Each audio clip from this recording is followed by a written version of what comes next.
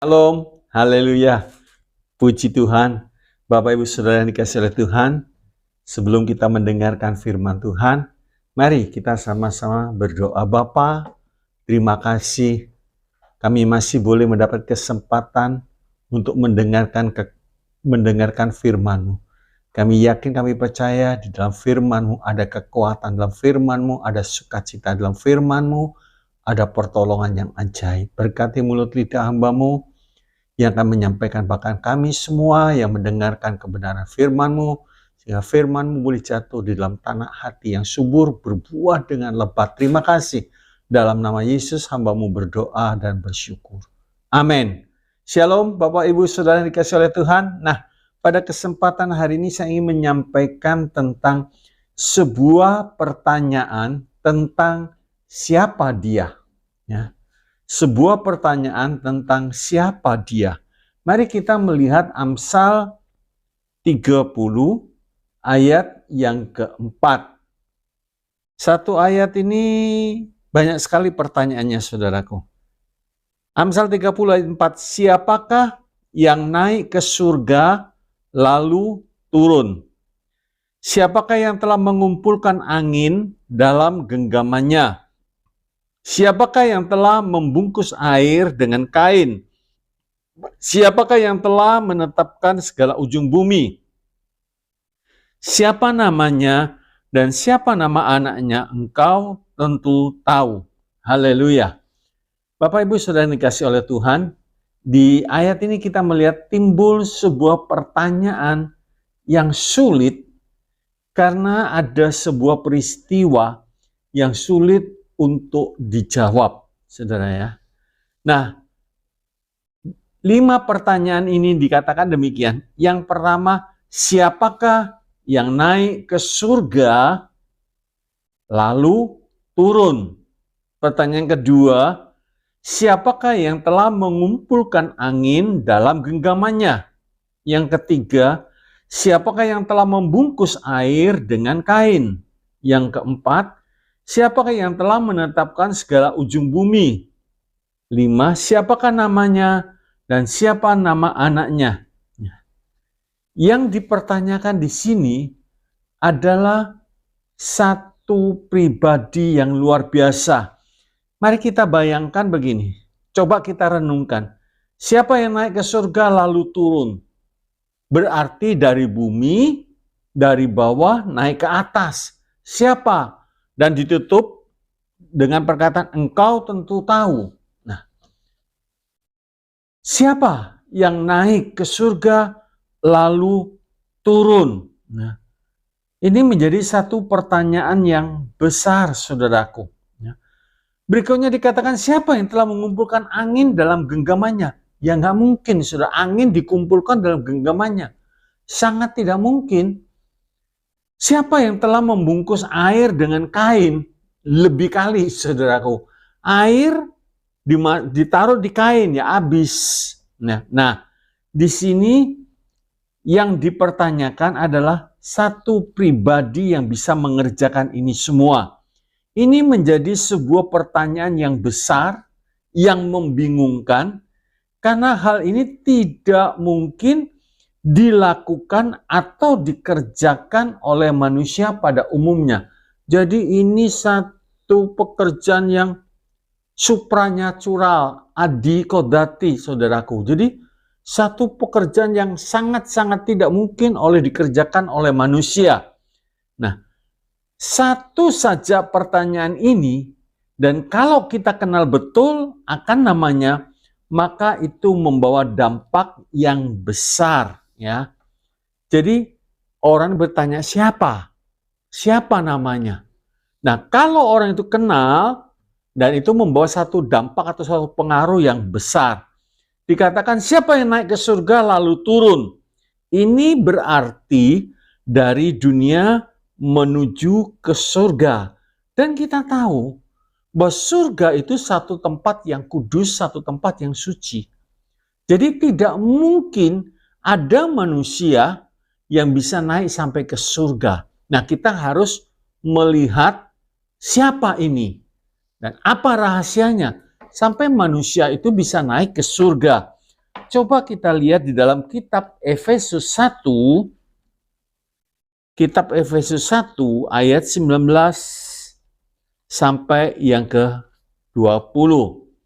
Efesus 1, 19 sampai yang ke-20 dikatakan, dan betapa hebat kuasanya bagi kita yang percaya sesuai dengan kekuatan kuasanya yang dikerjakannya di dalam Kristus dengan membangkitkan Dia dari antara orang mati dan mendudukkan Dia di sebelah kanannya. Jadi kita tahu yang bisa naik, Kristus mengambil rupa sebagai seorang hamba, menjadi manusia, mati, bangkit, dan Dia naik duduk di sebelah kanan Allah Bapa. Nah, hanya Yesus yang mati, yang bangkit, dan duduk di sebelah kanan Bapa di surga. Dengan kata lain, jalan menuju ke sana sudah terbuka. Aku inilah jalan, kebenaran, dan kehidupan. Tidak ada satu orang pun bisa sampai ke Bapa tanpa melalui aku. Sebab itu Tuhan berkata, jangan sedih, jangan takut. Di rumah Bapakku banyak tempat. Jadi ini satu pengharapan, ya. Satu kerinduan bagi kita, bahwa kita satu kali akan berada di surga. Sebab jalannya sudah ada dan sudah ada yang naik. Bahkan Yesus waktu di bumi Dia berkata di dalam Yohanes 1 ayat yang ke-51, saya bacakan dalam terjemahan lama, ya. Yohanes 1 ayat 51, lalu katanya pula kepadanya, sesungguhnya aku berkata kepada kamu bahwa kamu akan nampak langit terbuka dan segala malaikat Allah naik turun ke atas Anak Manusia. Jadi Tuhan memberitahu kepada Nathanael bahwa ada satu peristiwa yang akan terjadi dari bumi, malaikat akan naik turun. Ini menceritakan bahwa pelayanan ini, penglihatan ini menunjukkan kepada kita bahwa pada satu saat di mana Tuhan Yesus pada waktu mati dan bangkit dan Dia sudah membuka jalan, jalannya itu diberitahukan kepada kita, ya. Jalannya diberitahukan kepada kita. Dan kita tahu, saudaraku, surga satu tempat yang suci. Sedangkan manusia hidupnya pernah berbuat dosa. Apa mungkin begitu, saudara? Nah, di dalam Roma 3 ayat yang ke-23 dalam terjemahan lama dikatakan, sebab sekaliannya sudah berbuat dosa dan kurang kemuliaan daripada Allah. Jadi manusia itu sudah pernah berbuat dosa, siapapun dia. Siapapun dia. Sebab itu Tuhan berkata, orang berdosa gak boleh masuk surga. Nah, ini tawaran, penglihatan ini, pengertian ini diberikan kepada kita. Nah, kita mesti cari, ya, cara untuk sampai ke surga. Dalam 1 Korintus 6 ayat yang ke-19, ayat yang ke-9 sampai yang ke-10.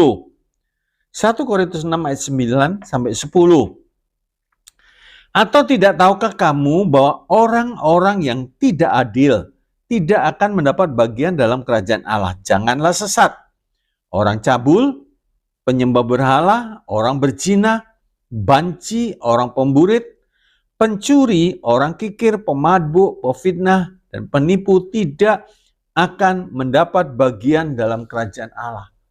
Jadi jelas, saudaraku, juga di dalam Wahyu 22 ayat yang ke-15, saudara nanti baca. Nah, berarti kalau manusia mau ke surga, itu mau tidak mau harus disucikan lebih dahulu kehidupannya, baru dia berlayak untuk masuk dalam kerajaan sorga. Dengan apa pertanyaannya? Dengan apa? Kalau baju kita kotor, kita cuci, pakai sabun cuci, bersih. Tapi kalau kehidupan ini kotor, kehidupan ini najis, padahal surga satu tempat yang suci, dengan apa? Dengan apa? Kita melihat dalam 1 Yohanes 1 ayat yang ke-9. 1 Yohanes 1 ayat 9. Jika kita mengaku dosa kita, maka Ia adalah setia dan adil, sehingga Ia akan mengampuni segala dosa kita dan menyucikan kita dari segala kejahatan. Jadi langkah kita mengaku, membereskan semua kesalahan-kesalahan yang pernah kita perbuat, bereskan. Dan karya Tuhan menguduskan kita dalam 1 Petrus 1 ayat yang ke-18 sampai ke-19. Sebab kamu tahu bahwa kamu telah ditebus dari cara hidupmu yang sia-sia, yang kamu warisi dari nenek moyangmu itu, bukan dengan barang yang fana, bukan pula dengan perak atau emas, melainkan dengan darah yang mahal, yaitu darah Kristus, yang sama seperti darah anak domba yang tak bernoda dan tak bercelah. Jadi kita harus mengaku. Nah, kalau sudah mengaku, Allah itu setia dan adil. Langkah berikutnya yang menyucikan, yang membuat kita berlayak di hadapannya, karena kita ditebus oleh darah yang mahal, darah yang tidak bercacat celah. Pada waktu Yesus naik di atas kayu salib, dan dia berteriak, sudah genap. Darah, luka-luka di tubuhnya, itu menyucikan kehidupan kita. Ya. Sehingga kita diampuni, disucikan. Nah, Tuhan itu setia. Tuhan itu adil. Dia akan mengampuni segala dosa kita dan menyucikan kita dari segala kejahatan. Ya. Setelah pertanyaan ini, saudaraku, siapa dia? Sebuah pertanyaan. Kalau begitu, kan tanya siapa dia, siapa namanya. Sebab kalau kita ngerti, surga satu tempat yang suci, satu tempat yang mulia, kita diberi kesempatan untuk datang kepada Bapa untuk tinggal di situ. Nah, tapi kita harus mengerti, tahu jalannya. Kalau begitu, saudaraku, pertanyaannya, siapa dia? Kita melihat pentingkah untuk mengetahui namanya? Pentingkah untuk mengetahui namanya? Kalau orang berkata, enggak penting, berarti orang itu belum bisa melihat siapa namanya ini, apa hasilnya. Nah ya, jadi peristiwa ini sangat penting. Kalau kita mengetahui namanya dan mulai percaya akan nama itu, saudaraku, menerimanya, maka terjadilah suatu perubahan dalam hidup ini. Ya, jadi pentingkah untuk mengetahui namanya? Ya, sangat penting, saudaraku, sangat penting. Kalau kita mengetahui namanya, kita tahu dan mulai percaya akan nama itu, terus kita menerimanya, maka terjadi suatu perubahan dalam hidup ini. Ya, saya akan bacakan di dalam kitab Roma 10. Roma 10 ayat 9 sampai yang ke-10 dan 13. Ya. Roma 10 ayat 9, 10 dan 13. Sebab jika kamu mengaku dengan mulutmu bahwa Yesus adalah Tuhan dan percaya dalam hatimu bahwa Allah telah membangkitkan dia dari antara orang mati, maka kamu akan diselamatkan. 10. Karena dengan hati orang percaya dan dibenarkan, dan dengan mulut orang mengaku dan diselamatkan. 13. Sebab barang siapa yang berseru kepada nama Tuhan akan diselamatkan. Nah, di sini kita melihat penting, saudara. Nah, kalau kita mengerti, terus kita percaya, maka akan terjadi suatu perubahan. Dari gelap, kita dipindahkan ke terang. Dari orang dosa menjadi orang suci. Dan diselamatkan. Kita menerima keselamatan pada saat kita mengaku. Nah, kalau kita tidak kenal siapa dia, siapa orangnya, gimana kita mau mempercayainya, gimana kita mau mengaku.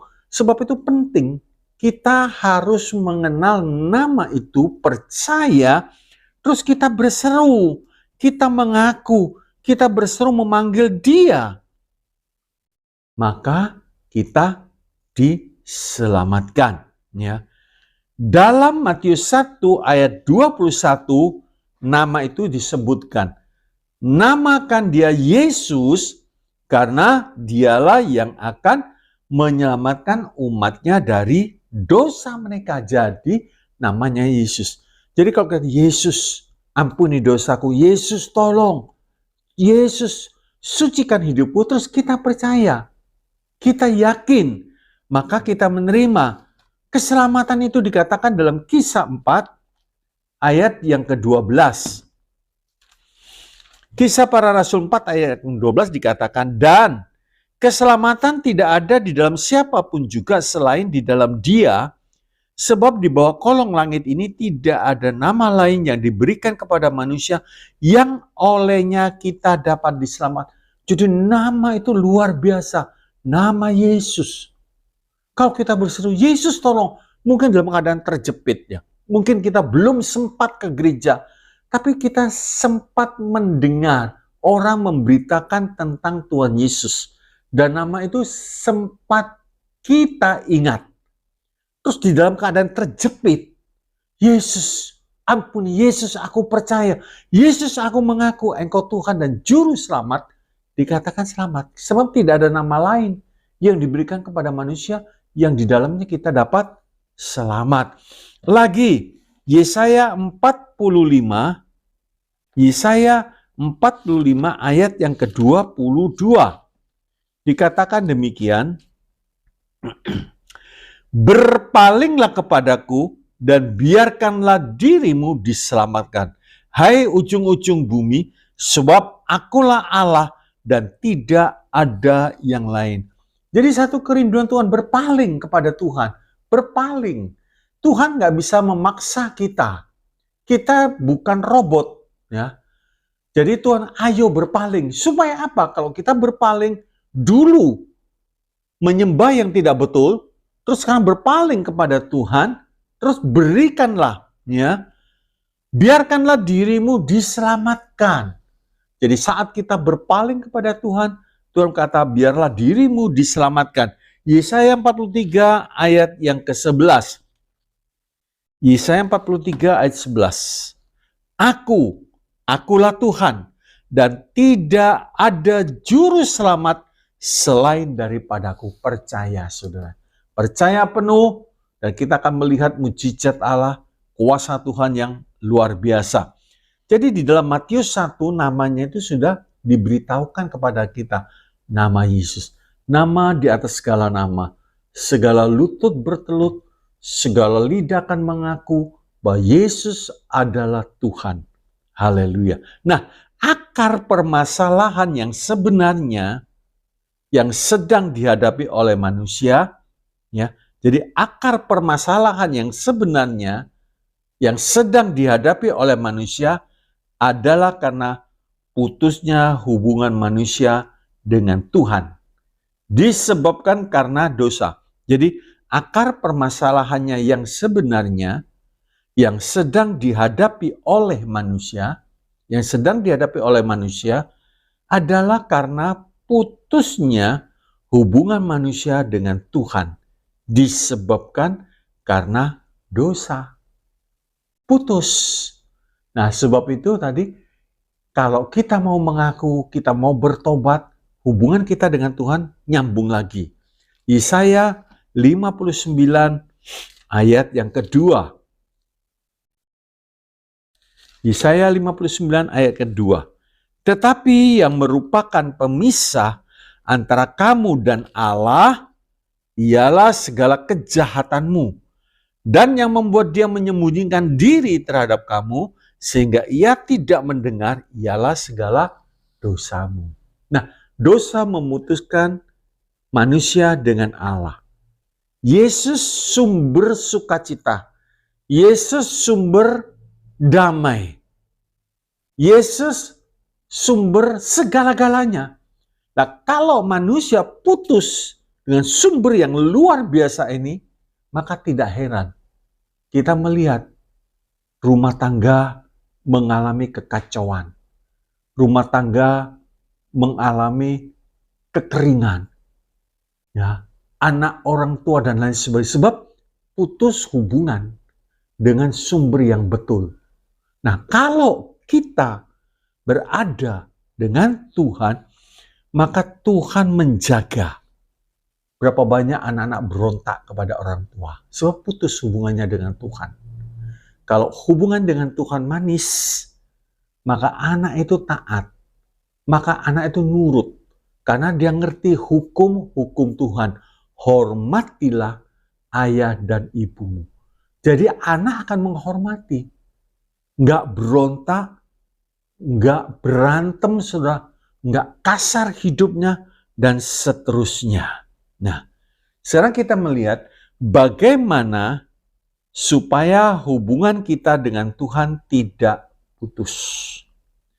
Bagaimana supaya hubungan kita dengan Tuhan tidak putus. 1. Dalam 1 Yohanes 1 ayat 9, tadi sudah kita baca, mengaku dosa kita dan minta ampun. Mengaku dosa kita dan minta ampun. Waktu Daud jatuh dalam dosa, dia mengerti kalau hubungannya dengan Tuhan putus, celaka dia, kering. Sebab itu dia berseru kepada Tuhan, jangan ambil rohmu daripadaku. Dia minta supaya jangan Tuhan mengambil rohnya, ya, daripada Daud. Supaya Daud bisa kuat kembali. Supaya kau bisa segar kembali. Jadi, di dalam Kisah Para Rasul 2, Kisah Para Rasul 2 ayat yang ke-38, jawab Petrus kepada mereka, bertobatlah, dan hendaklah kamu masing-masing memberi dirimu dibaptis dalam nama Yesus Kristus untuk pengampunan dosamu, maka kamu akan menerima karunia Roh Kudus. Jadi, orang Kristen yang sudah dibaptis, tapi putus hubungan dengan Tuhan, jatuh dalam dosa, gak perlu dibaptis ulang, cukup mengaku, membereskan, membersihkan. Tapi, orang yang belum kenal kepada Tuhan, itu harus mengaku dan dibaptis. Ya, dan dibaptis. 2. Mempercayai Tuhan, ya, dan datang kepada Tuhan. Mempercayai Tuhan dan datang kepada Tuhan. Di dalam Yohanes 6 ayat yang ke-37, Yohanes 6 ayat yang ke-37 dikatakan demikian. Semua yang diberikan Bapa kepadaku akan datang kepadaku, dan barang siapa datang kepadaku, ia tidak akan kubuang. Saudara, jangan takut, jangan bimbang, jangan ragu. Mungkin, waduh, masa bisa ya saya datang kepada Tuhan? Saya sudah terlalu kelam, terlalu hitam dosa saya. Ini Yohanes 6:37. Kalau kita datang kepada Tuhan, ya, Tuhan gak pernah mempermalukan, Tuhan gak pernah membuang kita. Roma 10, kita melihat Roma 10 ayat yang ke-11.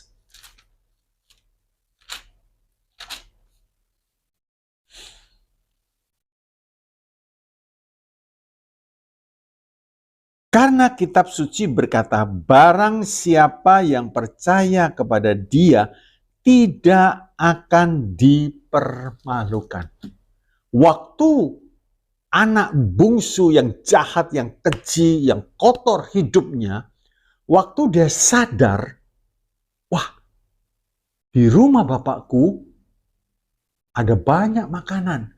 Sebab itu dia berkata, aku mau datang kepada Bapak, aku mau mengaku, aku sudah berdosa terhadap surga dan terhadap Bapak.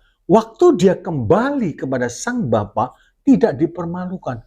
Justru dia dipeluk, diberi jubah, diberi sepatu, diberi cincin, saudaraku. Diperlengkapi. Jadi jangan kita kena tipu daya setan. Sudah kamu memang orang bobrok, orang yang jelek sekalian saja, sudah. Tanggung. Gak mungkin Tuhan mau menerima kamu. Itu tipu daya iblis. Yesus selalu terbuka. Yesus selalu menunggu kepulangan orang berdosa. Sebab Yesus datang untuk menyelamatkan orang yang berdosa. Jangan kita ragu, jangan kita bimbang, saudaraku. Kita melihat kembali Mazmur 9 ayat yang ke-11. Orang yang mengenal namamu percaya kepadamu, sebab tidak kau tinggalkan orang yang mencari engkau, ya Tuhan. Kalau kita mencari, beberapa orang mengatakan, mencari. Ternyata Tuhan bisa dijumpai.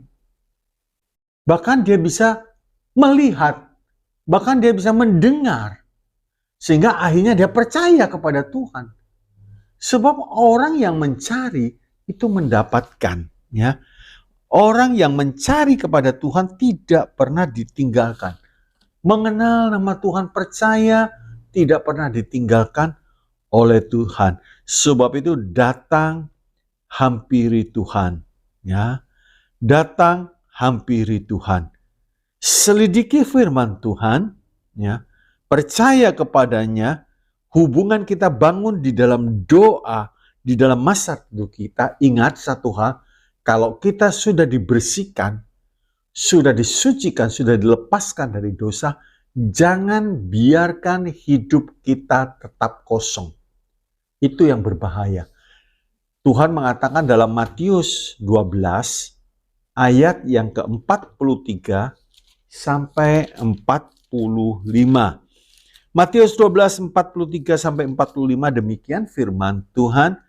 Apabila roh jahat keluar dari manusia, ia pun mengembara ke tempat-tempat yang tandus, mencari perhentian tetapi ia tidak mendapatnya. Lalu ia berkata, aku akan kembali ke rumah yang telah kutinggalkan itu. Maka pergilah ia dan mendapati rumah itu kosong, bersih, tersapu, dan rapi teratur. Lalu ia keluar dan mengajak 7 roh lain yang lebih jahat daripadanya, dan mereka masuk dan berdiam di situ. Maka akhirnya keadaan orang itu lebih buruk daripada keadaan semula. Demikian juga akan berlaku atas angkatan yang jahat ini. Tuhan melepaskan kita, Tuhan membebaskan kita bersih. Bagian kita selanjutnya adalah menjaga supaya rumah kita tidak kosong.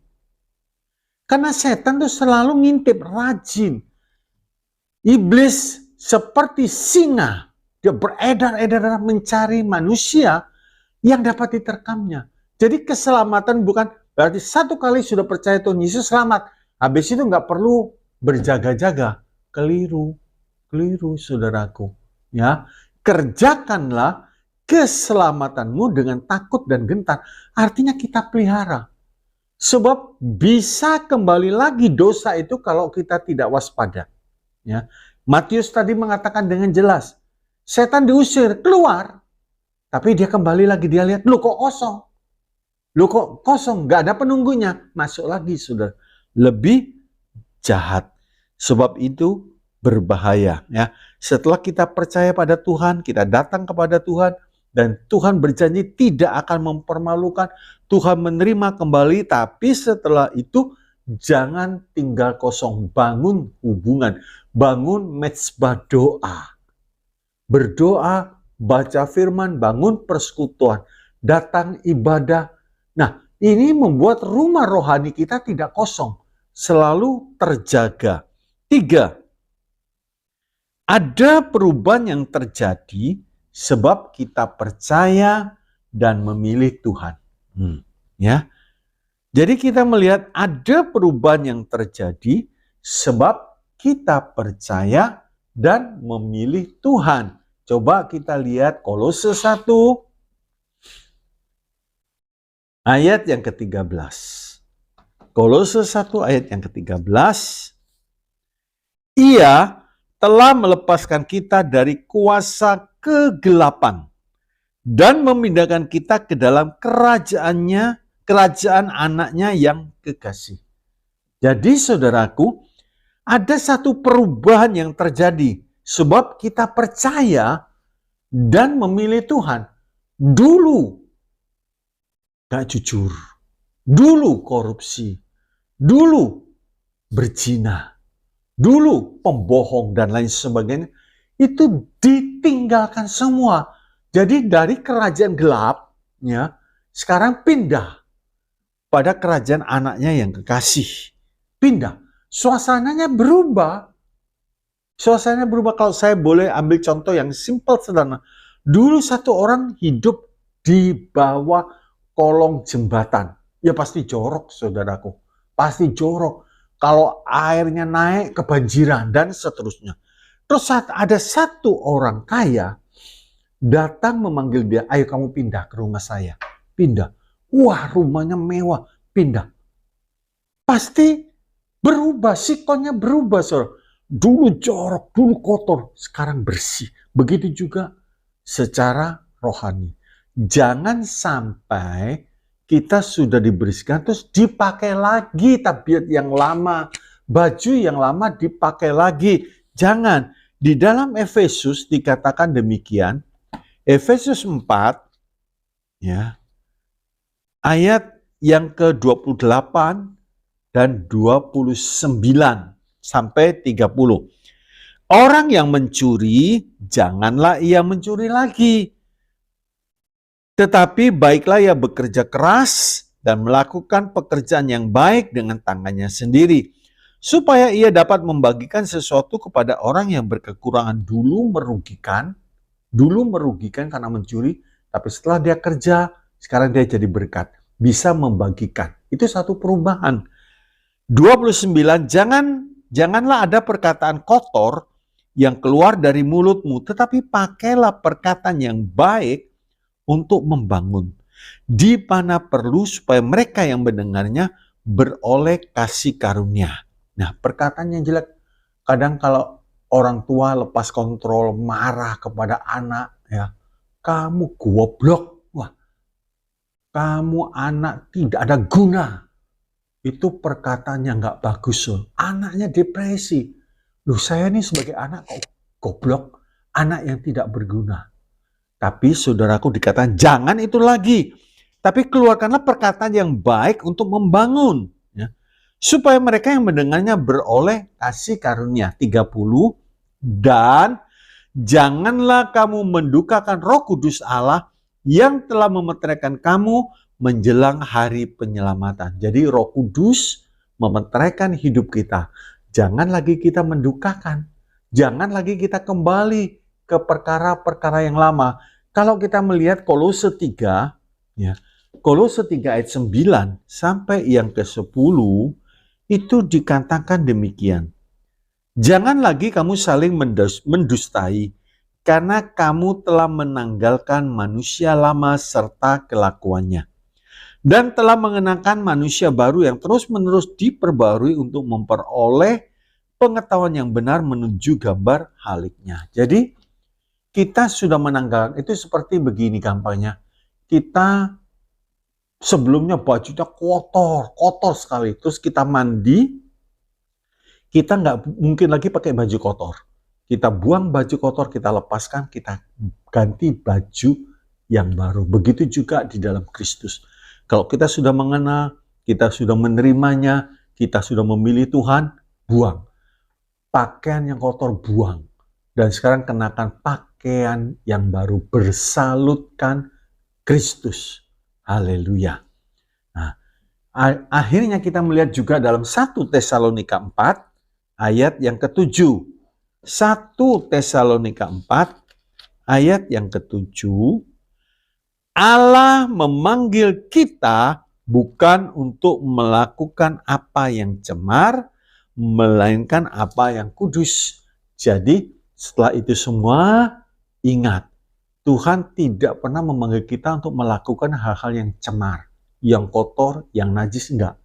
Tapi Tuhan memanggil kita untuk menguduskan.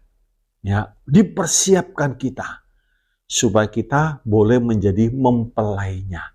Pakaian kita sudah diperbarui, kita sudah diterima kembali menjadi anaknya, dan Tuhan tidak pernah tolak kita.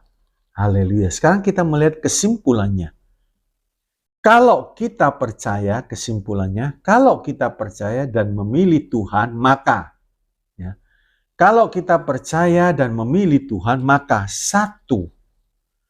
akan ada satu perubahan yang terjadi dalam hidup orang yang memilih Tuhan. Ya. Akan ada satu perubahan yang terjadi dalam hidup orang yang memilih Tuhan. Jadi saudaraku, kita ini setelah kita memilih Tuhan, kita disorot, ya. Kita diteropong, kita dilihat bagaikan awan. Saksi-saksi melihat, loh ternyata setelah terima Tuhan, hidupnya menjadi bagus, hidupnya menjadi berubah. Dulu sebelum dia terima Tuhan, rumah tangganya kacau, piring terbang, saudara, sepatu terbang, dan lain sebagainya, kacau balau. Sekarang rumah tangganya teduh. Ada satu perubahan yang bisa dilihat dan dinikmati oleh orang lain. 2, di saat kita khawatir, takut, Tuhan datang memberikan kita kekuatan. Ya. Di saat kita khawatir, takut, Tuhan datang memberikan kita kekuatan. Siapa di sini nggak pernah khawatir? Siapa di sini nggak pernah takut? Satu contoh yang simple dan sederhana. Mungkin anak kita bermain, "Pa, Ma, pergi sebentar ya Ma ya, mungkin 1 jam lagi aku pulang." Ya sudah, ternyata sampai 2 jam nggak pulang, sampai 3 jam nggak pulang. Ibunya jadi khawatir, ibunya jadi takut. Itu normal, tapi seharusnya si orang tua berpikir, mempunyai pikiran, oh mungkin anakku ada keperluan lain, masih keperluan ini dan itu sehingga terlambat pulang. Sayangnya si anaknya nggak telepon, nggak taunya baterainya 0, nggak bisa telepon. Seharusnya si anak berusaha cari pinjaman telepon supaya bisa memberi kabar. Ternyata sepeda motornya mogok, saudaraku. Nah, di saat kita khawatir, takut, Tuhan memberikan itu, kita lihat Yesaya 46. Yesaya 46 ayat yang keempat. Yesaya 46 ayat yang keempat dikatakan demikian. Sampai masa tuamu aku tetap dia, dan sampai masa putih rambutmu aku menggendong kamu. Aku telah melakukannya dan mau menanggung kamu terus. Aku mau memikul kamu dan menyelamatkan kamu. Bapak, Ibu, saudara yang dikasihi oleh Tuhan, kalau kita sudah memasuki umur tertentu 50, 60, 70, rasa takut pasti ada. Tapi itu jangan menguasai, jangan menghantui pikiran kita. Sebab ada janji Tuhan yang luar biasa. Ya. Dikatakan sampai masa putih rambutmu aku menggendong kamu. Terus dikatakan aku telah melakukannya. Artinya sebelum kita masuk di usia 60, Tuhan sudah melakukan perbuatan-perbuatan yang dahsyat, perbuatan-perbuatan yang ajaib. Coba kita belajar mengingat ya, apa yang Tuhan sudah pernah kerjakan dalam hidup kita. Terus kita berkata, kalau dulu Tuhan menjaga. Kalau dulu Tuhan mencukupi, kalau dulu Tuhan melindungi, sekarang aku yakin Tuhan pasti menjaga, Tuhan pasti melindungi karena Tuhan Yesus tidak pernah berubah dulu, sekarang, dan yang akan datang. Sebab itu, saudaraku, di saat kita khawatir, kita ingat akan janji-janjinya. 3, di saat kita lemah, di saat kita sakit, Tuhan datang memikul kelemahan dan menanggung penyakit kita. Di saat kita lemah, sakit, Tuhan datang memikul kelemahan dan menanggung penyakit kita. Ya, jadi saudaraku, ya orang tua lebih mudah sakit daripada orang muda. Ya, tetapi saudaraku, Tuhan itu luar biasa. Matius 8 ayat yang ke-17 dikatakan, hal itu terjadi supaya genaplah firman yang disampaikan oleh Nabi Yesaya. Dialah yang memikul kelemahan kita dan menanggung penyakit kita. Sudah di atas kayu salib, sudah selesai. Sudah selesai, saudaraku. Haleluya, haleluya. 4, di saat kita merasa sendiri, Yesus sangat mengasihi dan memperhatikan kita. Di saat kita merasa sendiri, Yesus sangat mengasihi dan memperhatikan kita. Ya, kadang orang tua, kalau sudah anak-anaknya keluar, menikah dan lain sebagainya, berumah tangga sendiri, terus tinggal suami istri. Terus kalau ada satu meninggal, tinggal sendiri, merasa sendirian. Tetapi Daud mengatakan dalam Mazmur 27 ayat yang ke-10 dikatakan, ini Daud masih muda, saudara. Sekalipun ayahku dan ibuku meninggalkan aku, namun Tuhan menyambut aku. Artinya Tuhan tidak pernah meninggalkan kita. Ya. Yesaya 49 ayat yang ke-15 dikatakan demikian.